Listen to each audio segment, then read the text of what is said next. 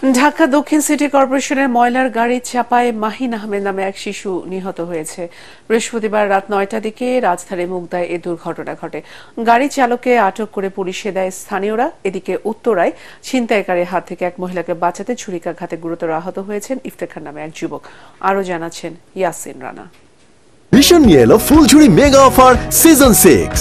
এই অফারে ফ্রিজ কিনলেই পাচ্ছেন নিশ্চিত 12 সেটের আকর্ষণীয় গিফট বক্স একদম ফ্রি। বেপরোয়া ময়লার গাড়ি কেড়ে নিল আরও একটি তাজা প্রাণ। মুগদা থানার ঠিক কাছেই বাড়ির সামনে বের হবার সাথে সাথেই উচ্চ গতিতে চলা ময়লার গাড়িটি চাপা দেয় মতিঝিল সরকারি আইডিয়াল স্কুলের ৭ম শ্রেণী পড়ুয়া শিশু মাহিনকে। আহত অবস্থায় উদ্ধার করে ঢাকা মেডিকেল হাসপাতালে নেয়ার পর মৃত্যু হয় মাহিনের। এ ঘটনায় শোকে স্তব্ধ স্বজনরা।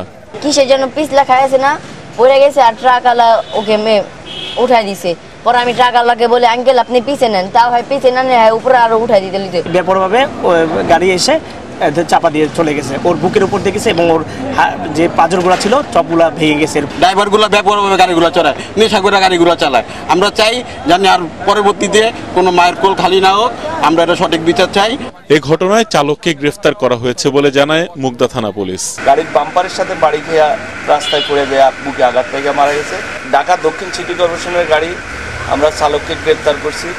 এখন চালকের ড্রাইভিং লাইসেন্স যাচাই বাছাই করে বোঝা যাবে সে কি প্রকৃত ড্রাইভার না হেল্পার।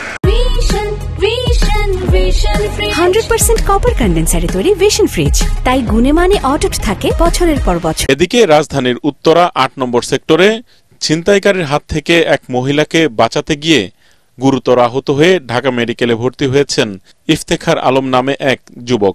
ছুরির আঘাতে ফুসফুস ক্ষতিগ্রস্ত হয়েছে এবং হাতের রগ কেটে গিয়েছে বলে জানিয়েছেন রোগীর স্বজনরা। ইয়াসিন রানা, এটিএন বাংলা, ঢাকা।